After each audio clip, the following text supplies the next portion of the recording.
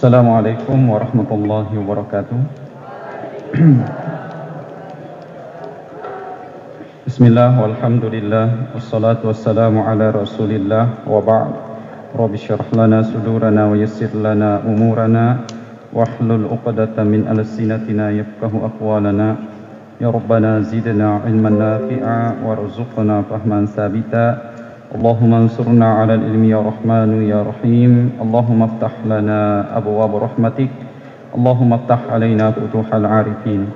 Sallallahu ala sayyidina Muhammad wa ala alihi wa sahbihi ajma'in wa ba'd. Insyaallah pada malam hari ini kita akan melanjutkan kajian kitab kita di mana pada pembahasan sebelumnya kita telah berbicara tentang sesuatu atau perkara-perkara yang mewajibkan mandi. Ada 6 perkara, 3 berlaku bagi laki-laki dan perempuan dan 3 khusus bagi perempuan. Kita telah membahas yang pertama yaitu jima', kemudian yang kedua nuzulul mani, ya ketika keluar mani. Kemudian yang ketiga adalah al-mautu. Al-mautu fa idza matal muslimu wajaba taghsiluhu illa syahid fala yughassalu. Jadi kematian menjadikan orang wajib mandi. Bukan lagi dia mandi sendiri tetapi sudah dimandikan.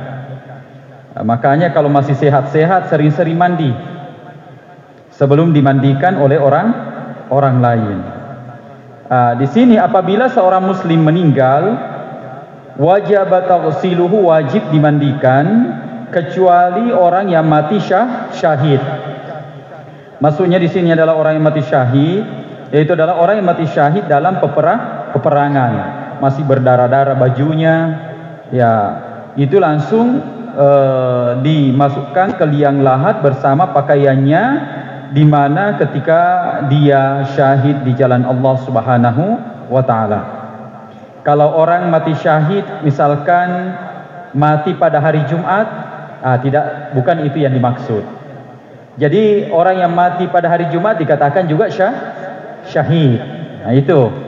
Orang yang mati sakit perut juga syahid.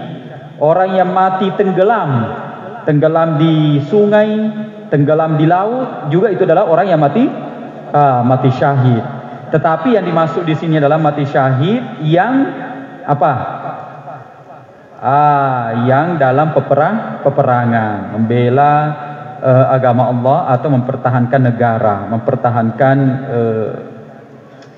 jalan yang benar. Ya, fala yughassalu, itu tidak dimandikan.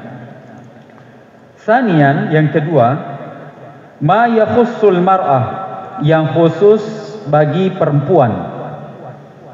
Yang pertama itu adalah al-haid.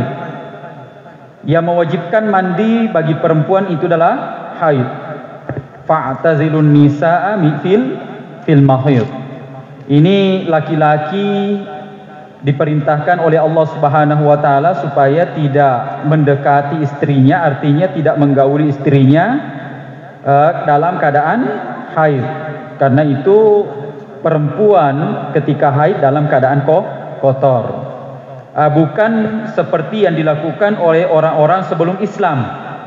Kalau sebelum Islam itu orang-orang jahiliyah, bahkan dalam riwayatnya orang-orang Yahudi ketika istrinya haid itu dia suruh tidur di luar rumah, ya. Dia suruh tidur di luar rumah, artinya dia tidak izinkan bermalam di dalam rumahnya, ya, pindah, jangan bermalam di rumah kita. Itu kebiasaannya orang-orang jahiliyah. Begitu pula orang-orang orang-orang Bani Israel ketika istrinya haid, dia menjauhkan istrinya itu dari rumahnya, bahkan dia usir dari rumahnya. Tidak diberikan tidak diberikan perlengkapan hidup, tidak diberikan keistimewaan bagi perempuan yang sedang haid. Padahal dalam Islam bukan demikian. Tetap menjaga, memberikan kebutuhan istri, ya kecuali hanya tidak boleh digauli. Boleh dalam riwayat ketika haid itu tidak boleh mendekati antara pusar dan lutut. Itu yang dilarang. Mau pegang-pegang rambutnya tidak apa-apa. Jadi warawal Bukhari, Imam Al-Bukhari meriwayatkan annahu sallallahu alaihi wasallam, sesungguhnya Rasulullah sallallahu alaihi wasallam qala li Fatimata binti Abi Hubaish, beliau bersabda kepada Fatimah, idza aqbalatil haidatu fada'i as-salata, apabila haid datang maka tinggalkanlah salat. Wa idza adbarat, dan apabila telah pergi dan apabila sudah bersih sudah berhenti haidnya, faqtasili, maka mandilah, wa sholli, kemudian salat. Berapa lama perempuan haid? 15 hari. Paling sedikit 7. Pada biasanya ada wanita yang 7 hari, itu biasanya 7 hari. Tapi paling lama 15 hari. Kapan lewat dari 15 hari berarti itu dikatakan sebagai darah istihadah, penyakit. Jadi setelah 15 hari perempuan itu wajib mandi.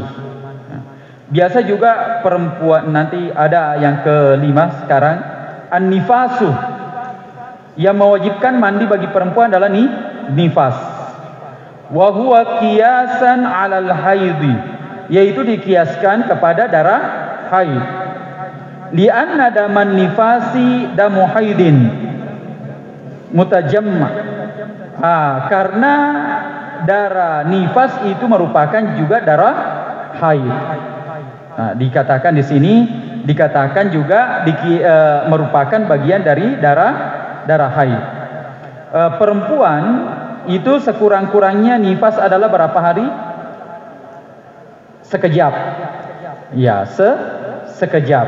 Tapi paling lama wanita haid nifas itu adalah 2 bulan. 2 bulan lamanya.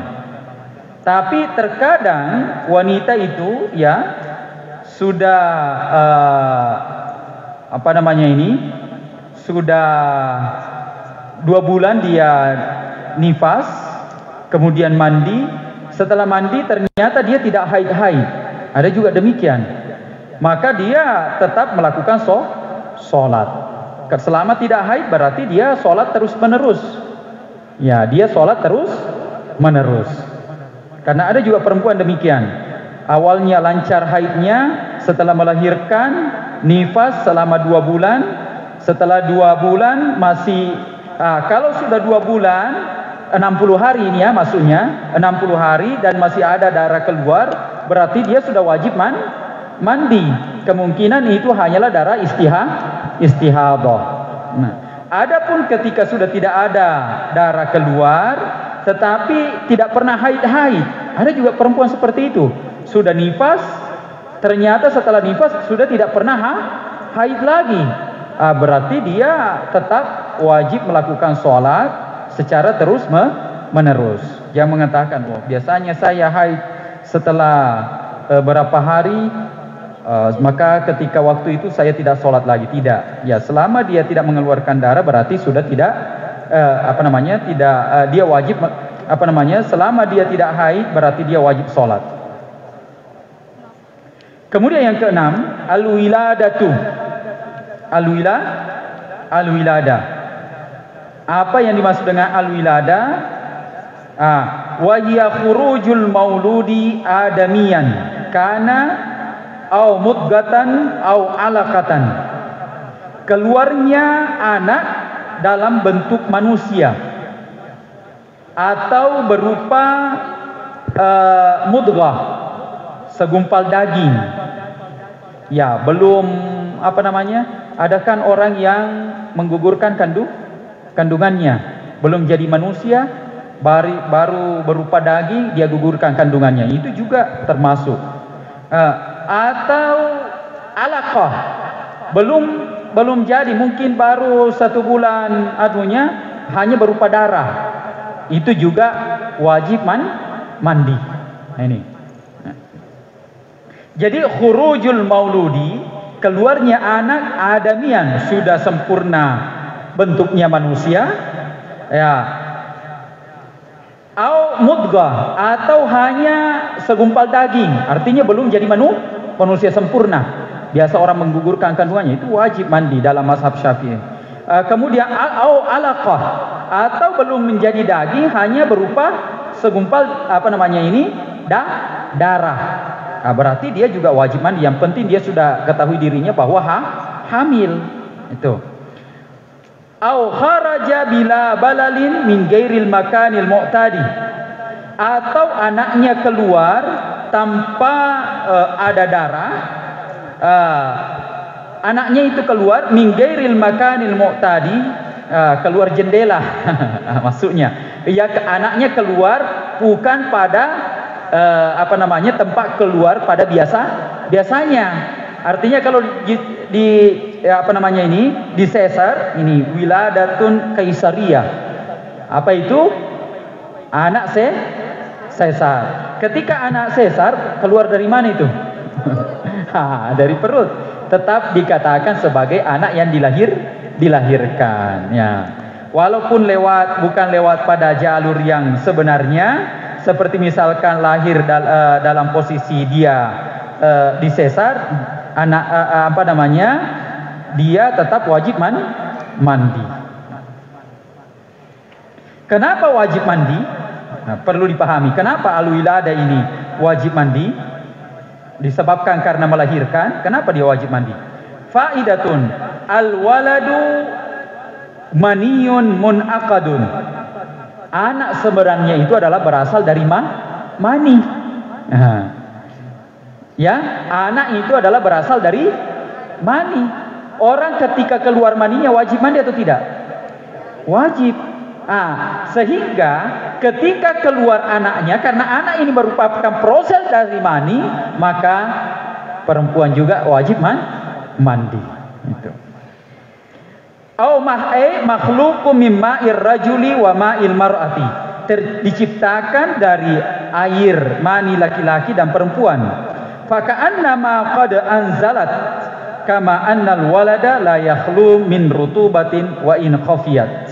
Sebagaimana fa ka'annama qad nazalat, seakan-akan ketika anak itu keluar, yang keluar adalah mani, dikiaskan kepada mani. Kama annal walada la yakhlu min an rutubatin wa in khafiyat. Sebagaimana juga ketika anak itu lahir pasti basah atau tidak? Basah kan? Ya, ada itu selalu bentuknya basah karena bersama dengan air ketuban namanya dalam kedokteran.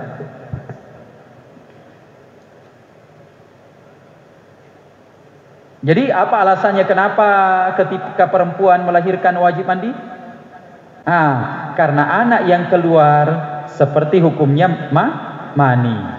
Walaupun anaknya sempurna, atau ada yang melahirkan belum sempurna umur kandungannya, dia sudah melahirkan, atau sengaja digugurkan karena aib misalkan, baru beberapa bulan, belum menjadi manusia utuh, ada yang menggugurkan kandungannya, berarti dia juga wajib mandi.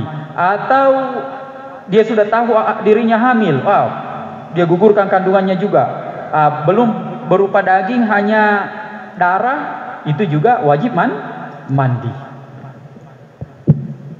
dalam mazhab Syafi'i. Faidah, hukmun nifasi hukmul haidi illa fi amraini.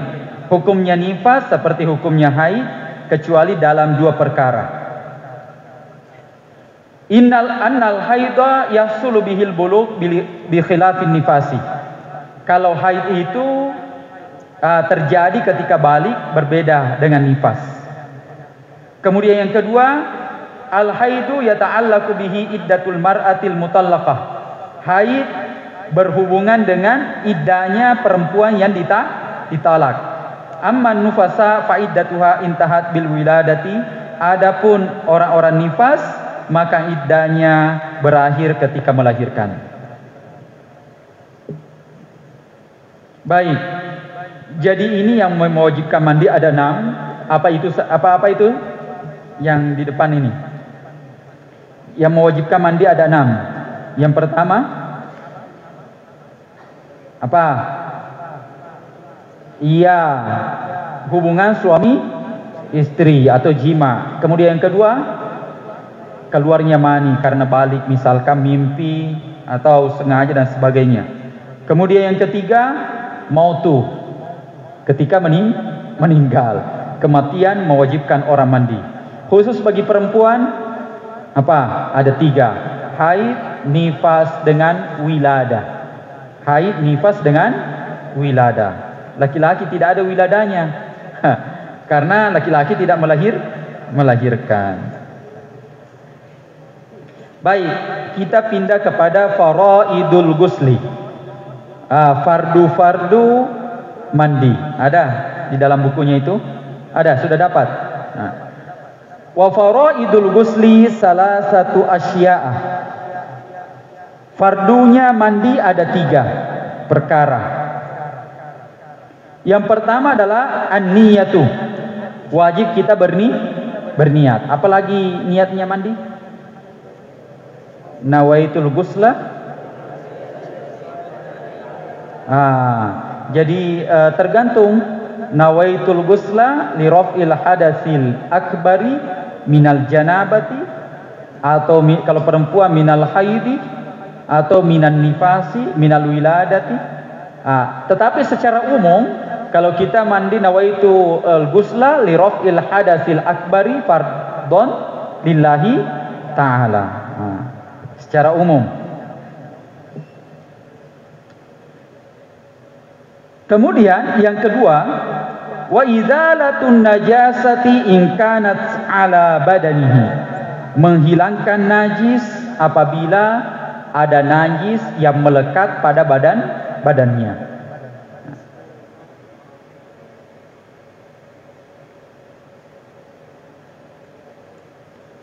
Kemudian yang ketiga, wa isalul ma'i ila jami'il sya'ri wal basharati.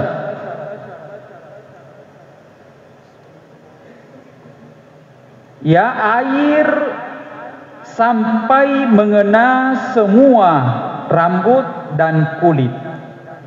Ya, sampainya air mengena semua rambut dan kulit. Makanya kalau mandi wajib usahakan pakai sampo. Ya, otomatis itu akan meyakinkan semua rambutnya terkena air. Itu, terkena air. Kita lihat penjelasannya.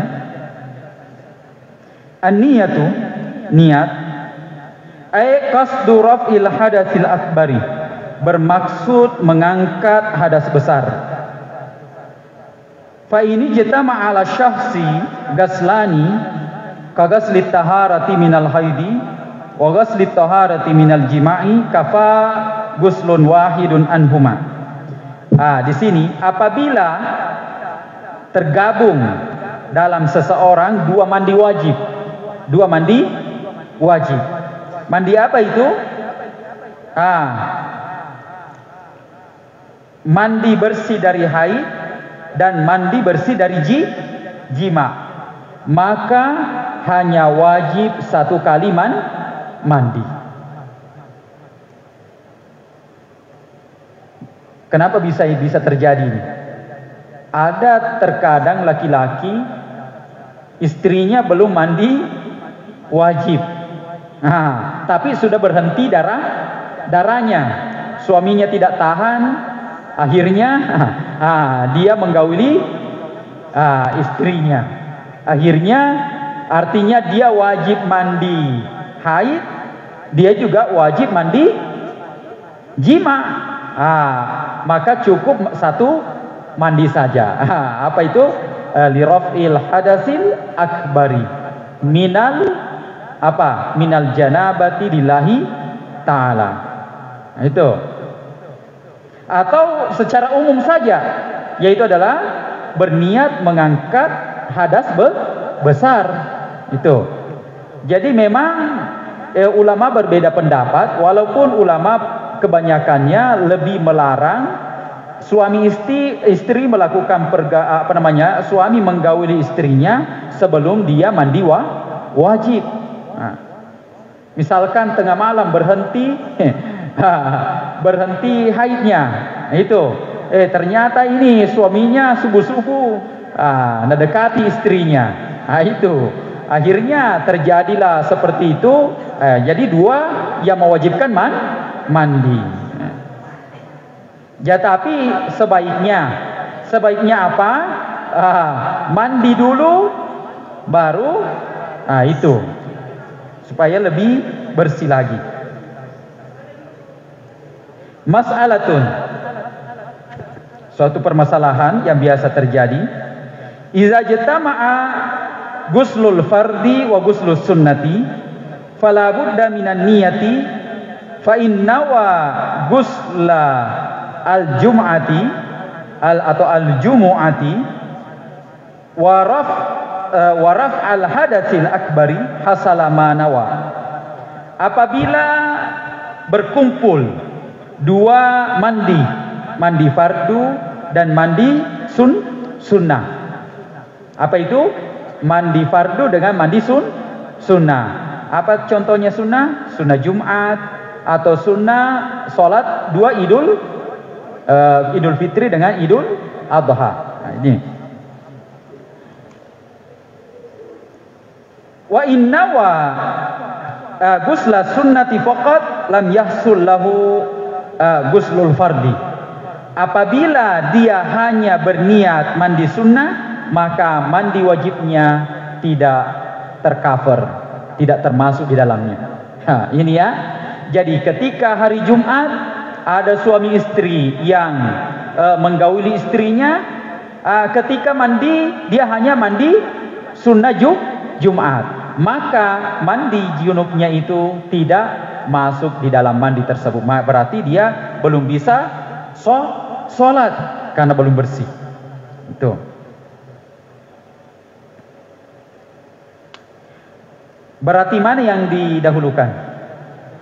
Mandi wajib. Ya, mandi wajib.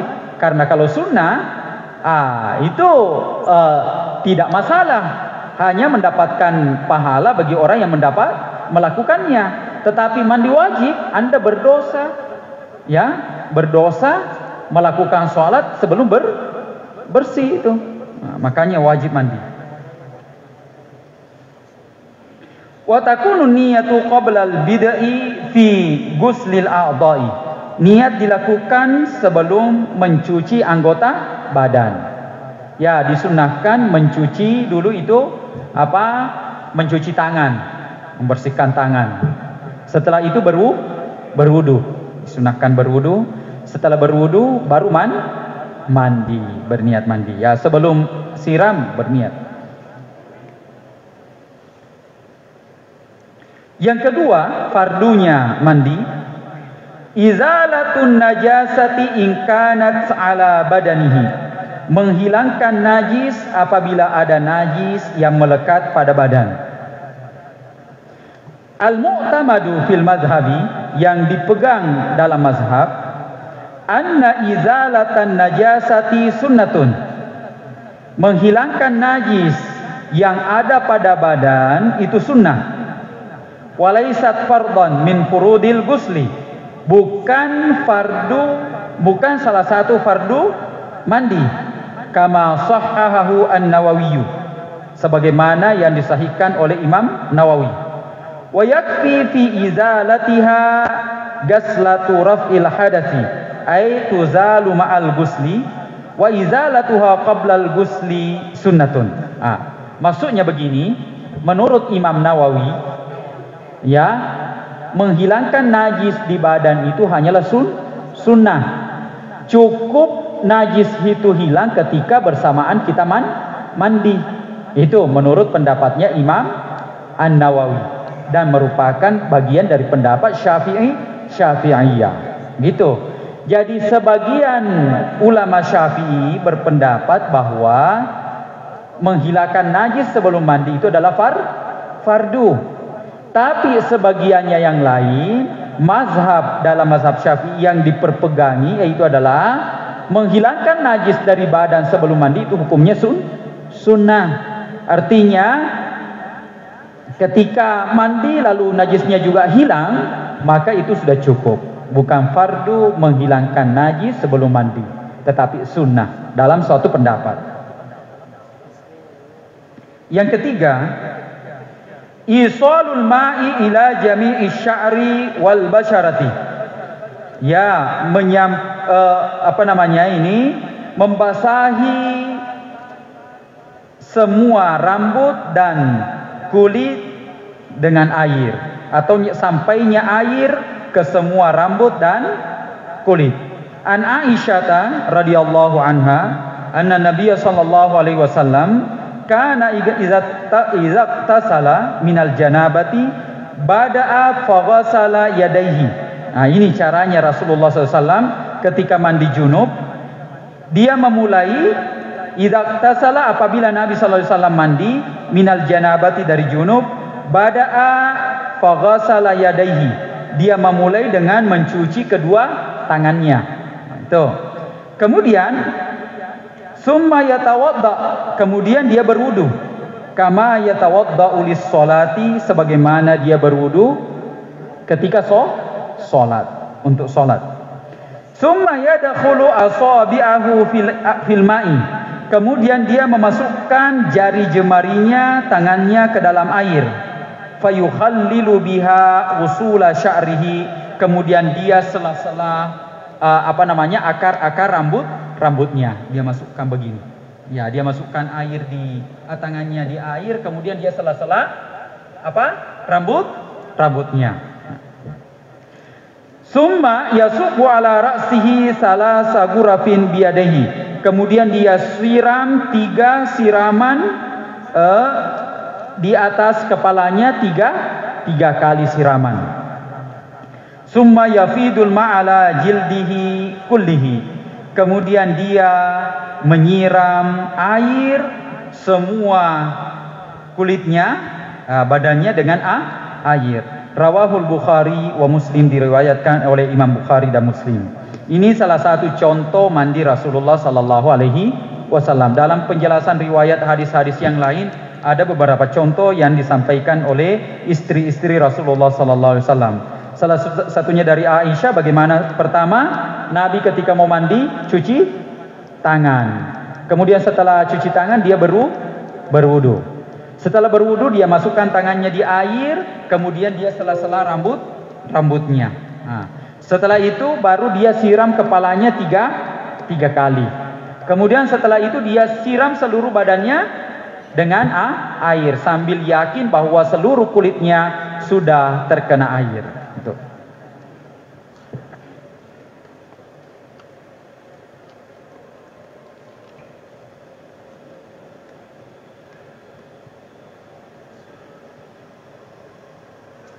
Masalah, idza wada'atil mar'atu talla'al adfari wajaba fil ghusli awil wudu'i izalatuhu li'annahu yamna'u usulal ma'i ila aslil adfari. Apabila seorang perempuan memakai pengkilap-kilap kuku, ya, koteks, apakah namanya perempuan? Koteks ya. Ya, itu biasa mengkilap-kilap kukunya perempuan, warna-warni, ada merah, kuning, hijau, seperti pelangi. Nah, ya. Biasa dia kasih kukunya. Ketika mau mandi junub dia harus hilangkan. Berbeda dengan paci karena meresap. Ya, meresap itu tidak masalah. Tetapi ini kalau koteks yang berwarna-warni itu tidak tembus air, makanya wajib dihilangkan sebelum mandi. Kalau laki-laki tidak pakai begitu. Kecuali yang lain-lain modelnya biasa pakai.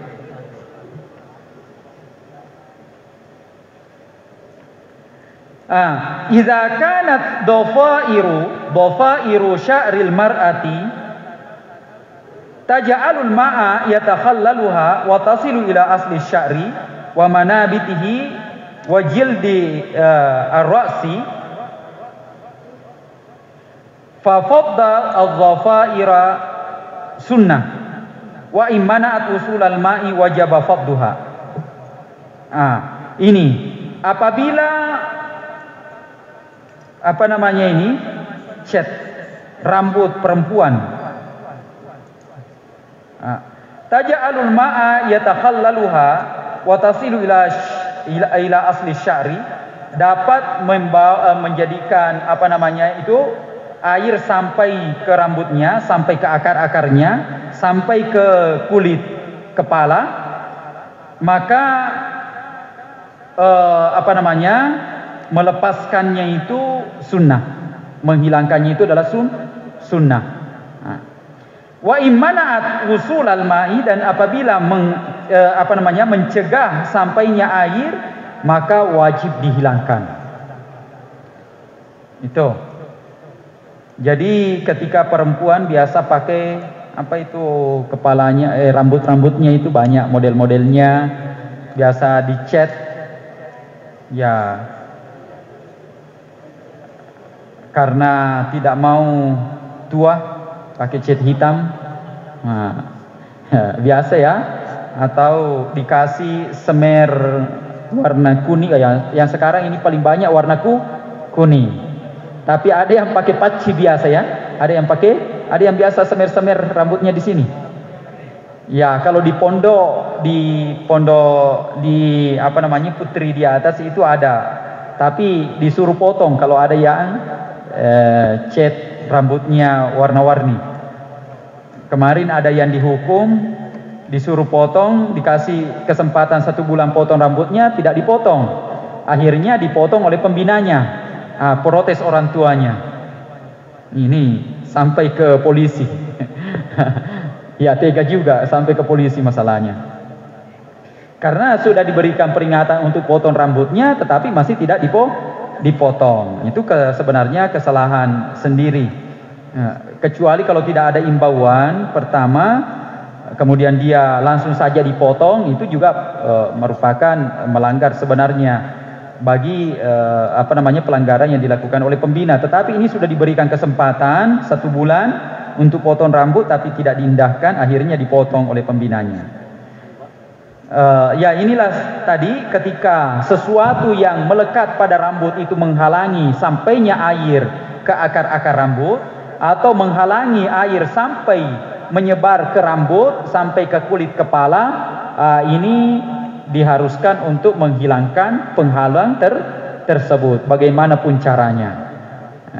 Kecuali kalau sudah terlanjur, maka caranya dipotong. Nah, itu caranya dipotong. Jangan sampai tidak sah mandinya, tidak sah sholatnya, itu yang menjadi masalah. Baik, mungkin itu sudah sampai jam berapa itu? Masih ada 15 menit. Baik, kita lanjut. Ada pertanyaan sampai di sini dulu? Perempuan, ada pertanyaan? Silakan. Laki-laki.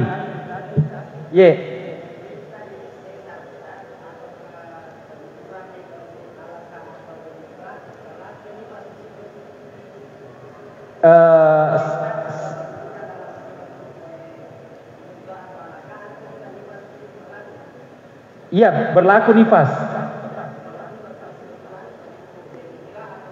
Iya, berlaku nifas. Apapun yang keluar, ya berlaku nifas. Namanya juga melahirkan. Iya. Sesar. Jadi kalau sesar berlaku juga, tetap berlaku itu hukum nifasnya. Iya, tetap ada. Kan sekarang sudah banyak kejadian. Bukan lagi sudah, kalau di Mesir itu perempuan-perempuan lebih suka sesar kalau melahirkan. Kenapa? Di sana agak murah. Kemudian yang kedua, alatnya canggih juga, agak canggih. Jadi orang-orang lebih suka melahirkan sesar. orang-orang ya. Tapi perjuangannya perempuan agak kurang dirasakan. Apalagi kalau di Indonesia saya lihat cuma dibius setengah.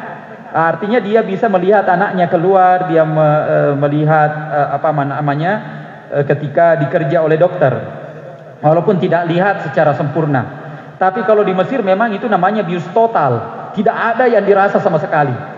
Bius total. Nanti dia bangun ketika benar-benar hilang itu biusnya. Saya dulu istri karena melahirkan di Kairo, anak pertama lahir di Kairo itu dibius total, dan setelah karena memang ada masalah dulu itu, bukan permintaan kami untuk di sesar, karena memang ada masalahnya, pembukaannya belum sempurna dan dokternya meminta ini harus disesar. Akhirnya kami sesar, dan setelah disesar karena obatnya mungkin di sana orang lebih bagus. Setelah sadar dia harus jalan. Dia harus jalan. Itu diminta oleh dokter. Ketika dia sudah sadar harus jalan. Beda kalau di Indonesia. Biasa dilarang gerak-gerak dulu, tidak boleh gerak kanan. Bolehlah gerak-gerak kanan kiri sedikit untuk mempercepat kesembuhannya. Tapi di sana orang ketika sudah sadar dari biusnya itu dianjurkan untuk berjalan. Jalan katanya. Supaya apa? Semua rongga-rongga yang ada di dalam perutnya itu kembali normal. Itu saya lihat, itu alasannya kenapa orang-orang di sana. Tapi yang berhubungan tadi dengan nifas, tadi tetap berlaku nifas bagi orang yang melahirkan secara sesar. Iya.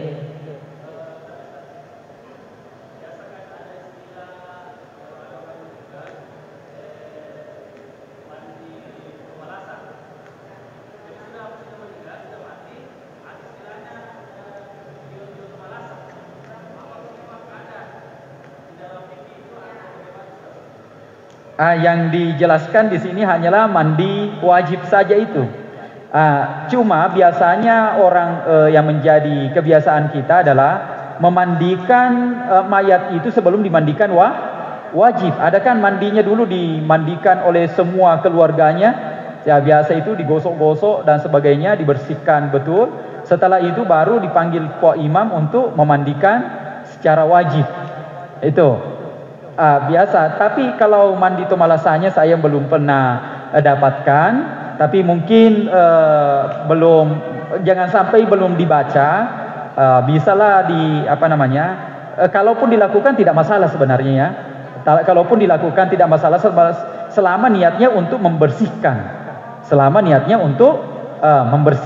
itu. Tapi kalau niatnya ada yang lain-lain ya, itu yang menjadi itu yang menjadi pertanyaan. Tapi kalau niatnya untuk membersihkan dulu sebelum dimandikan wajib ya tidak masalah, karena niatnya untuk membersihkan mayat ya. Karena alangkah baiknya kalau si mayat ini dikembali ke tanah dalam keadaan bersih suci. Baik, mungkin itu ya. Masih ada ya.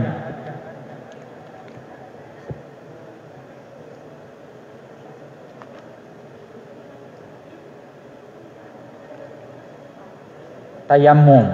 Iya. Jadi kalau orang belum bisa sentuh air sedangkan sudah berhenti haidnya, maka dianjurkan untuk tayamum. Tayamum kemudian sholat. Tapi tayamumnya itu setiap kali mau sholat wajib. Ya bisa tayamum. Iya belum mandi wajib. Itu kan tayamumnya sudah mengganti mandinya. Ya itu. Sama juga misalkan ada daerah dingin. Kalau di Parepare tidak dingin kayaknya, dinginnya masih bisa wajar-wajar saja. Kalau Malino misalkan atau Enrekan yang daerah pegunungan itu yang udaranya sangat dingin, dia orangnya sakit. Kalau dia mandi sakit, sedangkan dia sudah dekati hubungan suami istri atau haidnya sudah bersih, maka dia kalau tidak bisa mandi ya tayamum saja. Tayamum. Dan ini dicontohkan oleh sahabat. Makanya itu dalam ayat wala tulqu aidikum ila wala tulqu pakai bi ya. Pakai bi wala ila tahluka. Ya, jangan membinasakan diri sendiri. Nah, itu kalau sudah takut sudah dikasih tahu oleh dokter kapan Anda mandi, penyakit Anda bisa bertambah fatal, bahaya. Itu tidak usah mandi, tayamum saja karena sudah diinformasikan oleh dokter. Jangan main saya harus mandi ini. Pokoknya saya tidak percaya dokter. Itu yang menjadi masalah. Dalam hukum fikih itu biasanya diharamkan orang melakukan sesuatu ketika menyalahi petunjuk dokter. Itu menyalahi petunjuk dokter. Misalkan sudah dikatakan kapan Anda mandi Anda tambah sakit, maka Anda haram mandi pada saat itu. Ya, Anda haram mandi. Karena kenapa? Untuk menjaga jiwa manusia. Itu tadi kan sudah dikasih tahu dokter. Dokter kan ini sudah paham tentang hal itu. Tidak mungkin dia mengatakan Anda jangan mandi. Ya. Padahal ada juga orang memang karena saya harus mandi ini. Pokoknya saya tidak sah salatnya kalau tidak mandi. Padahal tidak demikian. Boleh saja diganti dengan tayamum. Itu. Tidak usah. Allah Subhanahu wa taala itu ad-dinu yusrun, agama itu mudah. Ya, tapi jangan juga dipermudah-mudah. Itu. Jadi mudah artinya tetapi memberikan kemudahan kepada pemeluknya. Ada ya.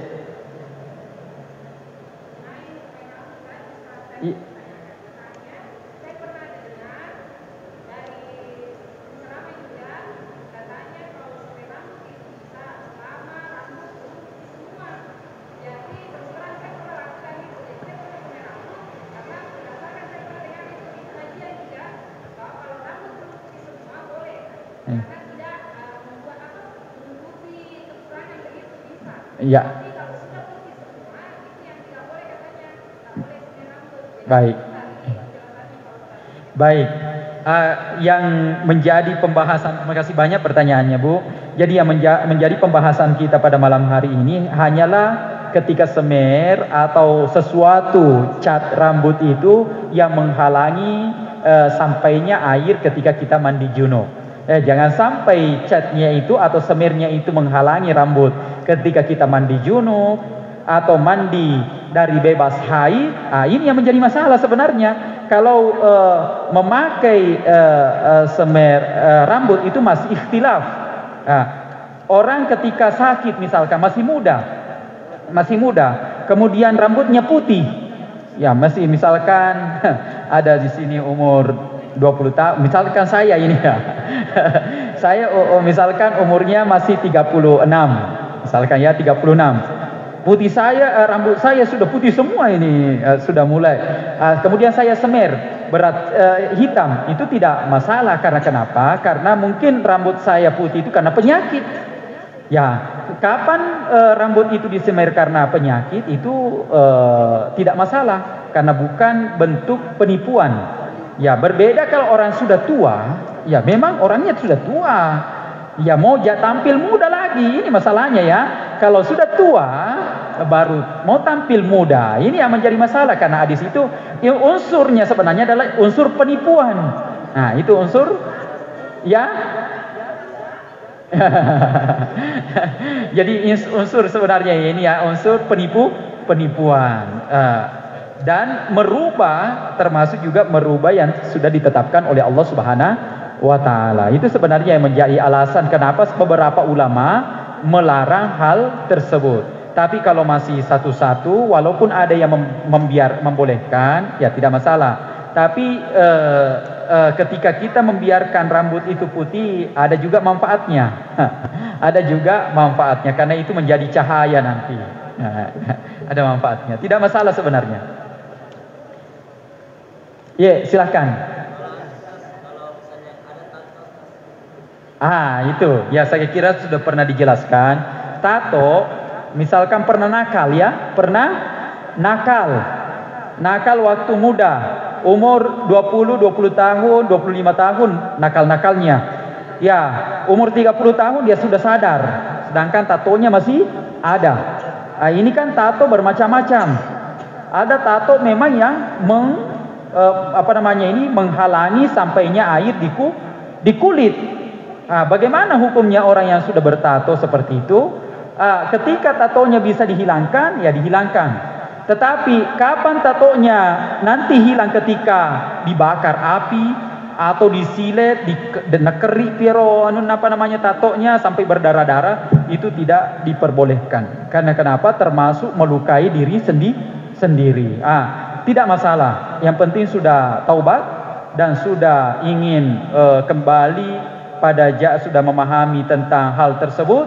Ya, mau sholat silahkan mandi dan kemudian melakukan sholat. Misalkan dia sudah junub, kemudian dia mandi, tidak usah tatonya tidak usah dibakar, karena memang tato itu nanti dipanasi baru hilang, atau nanti dikuliti baru hilang, akan tumbuh kulit baru. Tidak usah seperti itu. Kecuali kalau memang ada alat, ada obat yang bisa menghilangkan tanpa melukai, ya tanpa melukai tidak masalah. Tapi kapan dihilangkan? Nanti hilang itu ketika kita melukai atau ketika kita membakarnya, itu tidak usah dihilangkan dengan cara membakar atau dengan cara melukai. Karena dalam agama kita tidak boleh melukai diri sendiri, atau apalagi dalam bentuk dalam bentuk penyiksaan terhadap diri sendiri. Itu. Baik, mungkin itu ya. Jadi kalau memang bisa dihilangkan secara normal, atau ada alat atau ada bahan kimia yang dapat menghilangkannya, ya tidak masalah, selama tidak melukai diri sendiri, selama tidak bermudarat pada kulit kita, pada anggota tubuh kita. Itu. Walaupun sebagian ulama mengatakan kalau harus dibakar, harus dibakar. Kalau harus dikuliti, dihilangkan itu kulit-kulitnya, harus dihilangkan. Sebagian ulama seperti itu. Tetapi ada juga sebagian pendapat mengatakan kalau memang dia sudah taubat, ya, dan memang tidak bisa hilang kecuali dengan cara yang tadi itu dikuliti atau dibakar, yaitu ya cukup melakukan taubat kepada Allah Subhanahu wa taala. Baik, mungkin itu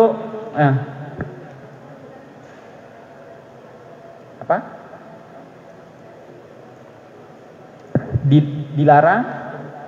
Iya, dilarang. Iya, nifas sama haid tidak boleh berhubungan suami istri. Jadi makanya biasa banyak sekarang peristiwa perselingkuhan. Nah, itu. Iya, gara-gara salah satu indikatornya adalah itu tidak tahan. Karena 2 bulan ini menahan tidak dekat-dekat sama istrinya, akhirnya dia selingkuh. Itu waliyazubillah. Mudah-mudahan tidak terjadi seperti itu. Sama juga dengan nifas. Jadi haid itu tadi dikatakan dikiaskan sama nifas, dikiaskan sama haid. Berarti hukumnya haid juga hukumnya nifas. Tidak boleh melakukan hubungan suami istri. Bagaimana orang ada yang mengatakan dilarang potong kuku, dilarang potong rambut dalam hal itu? Sebenarnya kalau kita melihat dalil-dalilnya memang tidak ada yang mengatakan dilarang potong kuku, dilarang potong rambut,